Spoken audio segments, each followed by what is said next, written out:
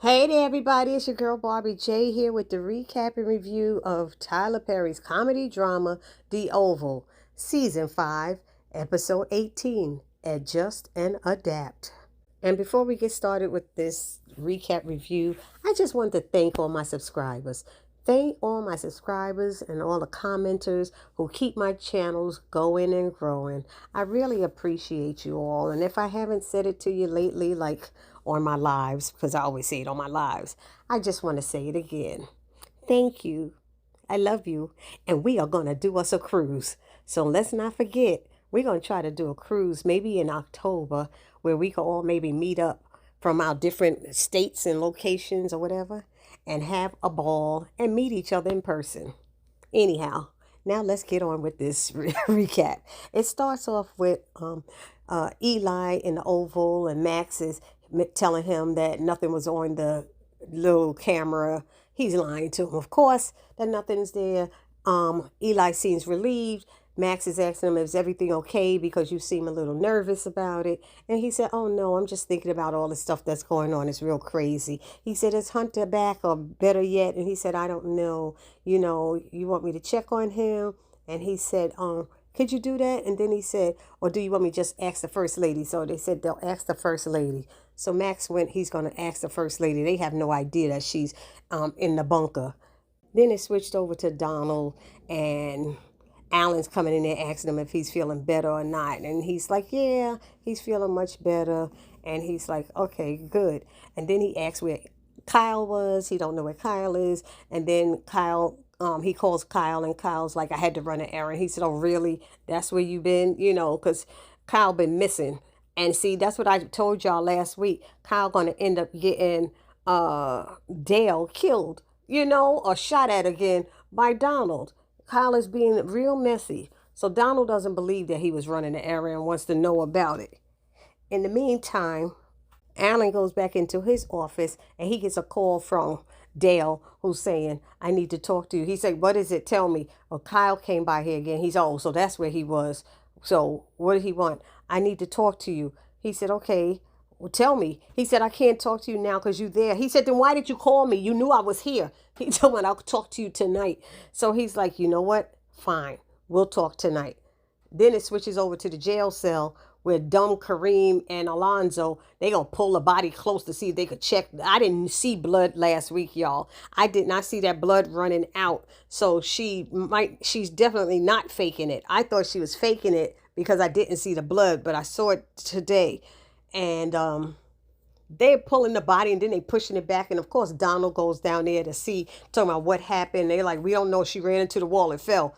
Meanwhile, Hunter is watching, and he has Agent Isaac there with him, and he's looking on the laptop. He said, oh, I like those kids. They doing me a favor. He said, don't you want to go? Isaac is like, don't you want to go check on her? He's like, nah, for what? He's like, to make sure she's okay, sir. He's like, yeah, take her to the infirmary. And then added that he'd be up to paying her a visit. And Isaac said, I know I would be. I said, they are terrible. So back down at the bunker, Donald is pissed at them, and he left talking about, oh, you guys are going to get it. Y'all going to get it. They acting like they ain't have nothing to do with it. Like I'm still saying, when did they get untied? And why did Kareem think that was a good idea? That was the dumbest ish I've ever heard of. And now they're looking at each other, and Antonio's like, you think they're going to kill us? And he's looking like, yeah. Yeah, of course they're going to kill you now. Because that was the dumbest issue you ever thought of. You should have just sat there in that corner and minded your damn business like you was doing. But you got this dumb idea in your mind, which I don't understand at all. Now we got Priscilla coming back into the kitchen. Rich's phone is ringing. He refuses to answer the damn phone. He know it's Nancy. And Priscilla's like, it's probably Nancy. Just answer. Meanwhile, she's trying to call him about Barry calling her. And his dumb behind, stubborn self won't answer the phone. He could at least say, what do you want? I'm at work or something. She could say, Barry called me. But his dumb ass don't listen. He don't listen. And so Priscilla now is telling him that she done went down to the bunker and saw the first lady. So Richard is like, this is crazy. What is wrong with these people? He can't believe it. Richard said, They are really some snakes. And Priscilla was surprised. She looking at him and said, well, listen at you speaking all freely. And he said, well, she is in the bunker. And Priscilla's just chuckling and stuff. And she said, yes, but he's right down the hall. And Richard said, yes, but he can't walk. And they start chuckling again. And she said, for now. And Richard's like, he said out loud, I don't care. And then added, oh, that felt good. And they start laughing again. So he's asking Priscilla what she going to do. And she going to do it. And she's like, what would you do? But he kind of never answered her when she asked what he would do. And he was saying, it's dangerous. You got to be careful. Do you trust him? She's like, no, I don't trust him. He said, because they'll turn it around and make it all about you when it's not about you. And they're like, yeah, you're right about that. And she's like, should we tell Sam? And he's like, nah, we shouldn't tell him. We report to the same people or something like that. I guess it's her and him. So she's saying, I think I'm going to tell him I'm going to do it. He said, be careful. She said, I'm going to record them. So she's like, going to record them. She said, that would be the right thing to do, right? And take notes and stuff like that. And he said, yeah. So she said, I'm not going to go down there. I'm not going to call him. I'm going to wait till he calls for me again. That way, I don't want to seem too anxious and everything. But I'll tell him that I'm in on it. And he's like, okay, cool. And then they fist bump. But she said, you got my back, right? He said, I got your back. Then the phone started ringing again. And it's Nancy. And he turns it off. And she's like, why don't you answer it? It could be important. Well, then she could call Sam. He said, it could be about Barry. Well, then she could call Sam. You sound stupid, Richard. You sound stupid, immature, ridiculous, an idiot. You sound like a lot of things. Just answer the damn phone. If she's calling that many times, something is wrong. Dag. Anyway. Priscilla goes back up there to see Hunter with the tea because, of course, the phone rang again and she answered it. And Agent Isaac checked the water again to make sure she's not poisoning him. And Priscilla's like, do we have to keep doing that? He said, I need him to be comfortable. So she gets in there and she's talking to Hunter and he's basically asking her, is she in on it? And she said, I have to ask you a question first. And she asked him, how soon will he take over the presidency? And he's not sure. She's like, how soon will he be well, to get up? And he said he has to check with the doctor. And she's like, do you trust the doctor? And he said, no, I don't. So because she wants to know in what kind of time frame what's going to happen, because I guess it's like, is this ongoing that I'm going to have to be working with you, or is there a time limit? And then she said she'll help him. And then she did tell him, I went down to see the Victoria and stuff. And he said, okay, so you trust me now? She's like, no, she still don't trust him. And he was saying something to her. He said, he said, I'll let you record me. So she said, what? He said, I'll let you record me, because she wanted him to put it in writing what he was saying. And he's like, no, I'll even let you record me and everything. And then I'll record you and you tell me what you know. And then that'll be that. So she said, let me get this straight. You're letting me put you on video and record you. And he's like, yes. And then you're going to let me put you on video. And she's like, what kind of video are you talking about? He starts smiling and stuff. Because when he was saying something, I forgot what he was saying. Because he said, oh, I don't trust. When he said about trusting the doctor, he said, I don't trust anybody but you. She said, oh, stop with the BS. He said, too soon. She said, yeah. She said, just be straight up. He said, I am. Talking about, what he talking about, looking at her, his penis is straight up. So she was like, sir, please, be serious.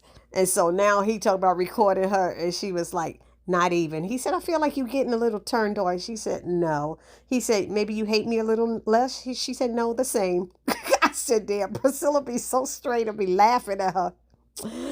Anyway, she left to get her cell phone so she could record him. And she told him she'll be right back. Meanwhile, the next thing we see, Victoria's in the infirmary with the doctor. And of course, she claims she had to do something to get out. So she was faking it. It wasn't supposed to be that bad. But that little patch she got on her head and the amount of blood we saw rolling out is two different things. I said, wait a minute. That was crazy. And she's, they insulting our intelligence, y'all. They are insulting our intelligence. Here, the poor doctor's thinking she's hurt up real bad. He's asking how it happened, and Donald's telling him she fell in the bathroom. Yeah, the bathroom in the bunker. you know, and he go whisper in her ear, "You know you too evil to die." And I know that too. Everybody who's evil, they live forever. So, she was like, "Oh, please, Donald." Anyway, she told him what was her plan. He knows that we tried to kill him. Oh, he said, now we speak in French. So Donald was in on it. She said, everything I do is for us. It's for both of us. He said, oh, so you playing both sides and the middle, huh? I said the middle, I guess, is having the sex with, what's his name, Eli. He said, how you going to put that wimpy, rickety-dickety dude in office and stuff? She's like, why not? Like, I guess she figured she could control him better than she could control Hunter. You know what I mean? So she's telling Donald that he has to get this medication that she has that has to be put into Hunter's food, and it would mess with his lower spine. And he's like, how am I supposed to do that? How I'm supposed to get that and put in his food? Build up his trust. He don't trust me. So she said, get your girl to do it. Kyle. Get that girl. It's like Victoria. She's like, get him to do it or something. So I hope Agent Isaac stay on top of things because this is ridiculous. Anyways, next we have Sam. He's meeting that reporter, and I don't know what room that is. I'm assuming it's somewhere in the White House. I think he said her name was Nina, and he's about to let her know about what's going on when Nancy calls, and she says she's on her way to meet him. She said she's on the way to meet. I thought she said Sam that she was on her way to meet. But she's like, I got all my money together, and I'm on the way to meet you, she kept saying. But he's like, no, I don't like the way this sound. How did Barry sound? She said, it didn't sound like him. He said, Nancy, send me the address and I'll go myself. You need to go back home. Now, I said that to y'all. I hope he tells her to go back home, and he did. He told her to go back home, and he will take care of it. And she's like, okay, Sam, I will. So then Sam starts talking to the reporter and letting her know that he has a big story for her, because she was hearing what he was saying with Nancy, saying that sounds serious. He said it is. And he said he wanted to take her somewhere, to get this do this big story. And she said, how big? And he said it could win you a Pulitzer. So I'm like, she's like, okay. So he said he gonna have to blindfold her to take her to the place. And she said, blindfold me? Is that serious? He said, it's that serious. And she said, what about my cameraman? He said, just you. She said, I can't record it. He said, I'll bring the camera. She's like, damn, okay. But them big eyes was open. Looked like she was almost a little flirty with him, the way she was looking at him and stuff. But he told her she's the only reporter that he trusts, So she's like, okay, I'm in. I'm in. So we'll see what happens with that.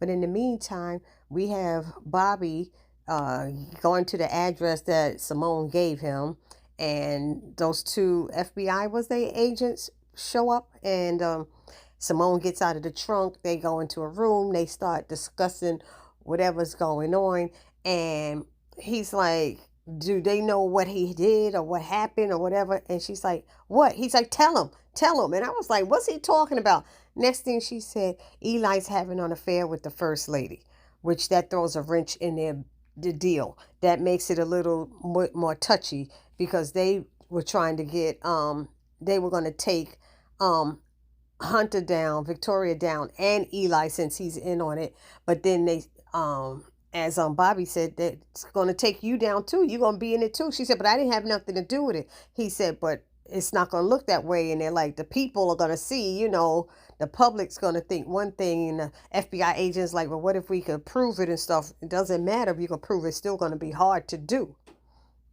so that was that. So they finished their little talk. They've been getting evidence for a long time, and they've been piecing parts together, and they said they got a couple of holes. Hopefully Bobby and Max could fill them in.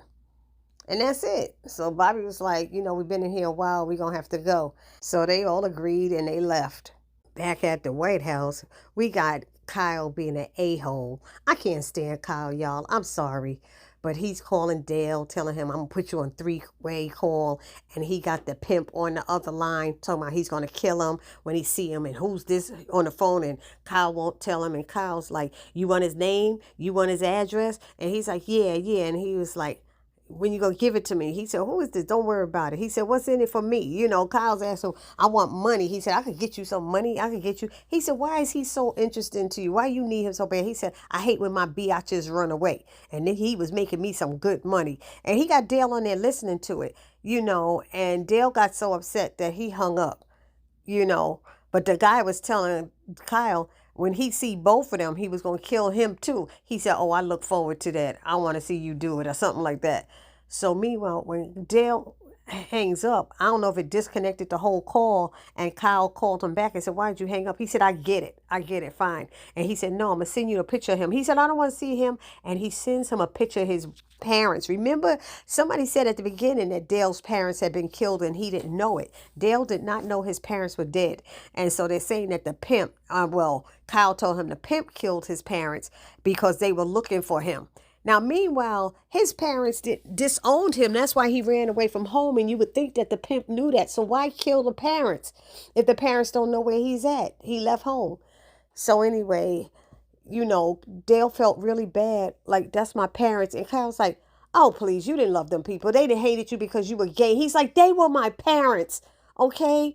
You know, he's like, come on, come over my house. Let me comfort you. Come on over. I said, look at that. You so desperate for love and affection that you got to blackmail somebody into coming and staying with you, Kyle. That says a lot about who you are. You ain't ish. That's what you ain't. You know, and while he's talking to Dale, all of a sudden, Donald comes and he hurry up and hangs up on him. See? So he know what he's doing ain't cool. And if Donald find out, he going to hurt Dale. I was like, you so selfish, Kyle. Very selfish, you know. Anyhow, you know, Donald tells him, where have you been? Do you know what's going on? The first lady's in the infirmary. She fell and hit her head. I don't know if he told her she was in a bunker. There was a lot of blood coming out. But she's bleeding or something. She ain't bleeding. It wasn't a drop of blood. That little spot ain't had nothing happening. He said, those two guys from the pharmacy are down there in the bunker. I want you to find out what actually happened. He said, okay, I'm on it. And I'm like, ain't this nothing? So then it ends with Nancy pulling up to that place. Don't look like a warehouse. It looked nice and clean, to be honest. And some guy came out. She gets out the car, her dumb butt. I thought he told her to go back home. She's standing there. Sam, I've been waiting for you. You just got there. You ain't been waiting for him. Where are you? Where are you? He said he'll meet you there. If he said he'll meet you there, but I didn't hear that. I thought he told her to go home. So anyway, some guy come up to behind her. You Nancy? Who? You Nancy? Yeah, give me the money. No, he said, come inside. She said, I ain't going in there. I ain't going in there. He said, give me the money. So she snatched her bag and took the money. She said, that's all I had. He said, are you freaking kidding me? She said, that's all I had. I could get some more. He said, I don't believe you. I don't believe you. And he kind of pushed past her, threw her pocketbook on the floor and walked away. Her dumb behind going to pick up her pocketbook, scared as hell, and going to go inside somewhere instead of waiting for Sam. How stupid did they make Nancy be? I'm sorry, but I don't like when shows are like this. If you just got scared by some man, you going to get in your car and probably drive off or just lock the doors and roll up the window until Sam get there. She going to go in there peeping and she sees something. I said, what the hootie in the blowfish is going on here? So anyway, that's how it ended. Y'all let me know what y'all thought about this episode. I did not like it at all. And I will see you all in the next video. Please do not forget to subscribe, like, comment, and share. It's your girl, Barbie J, saying peace.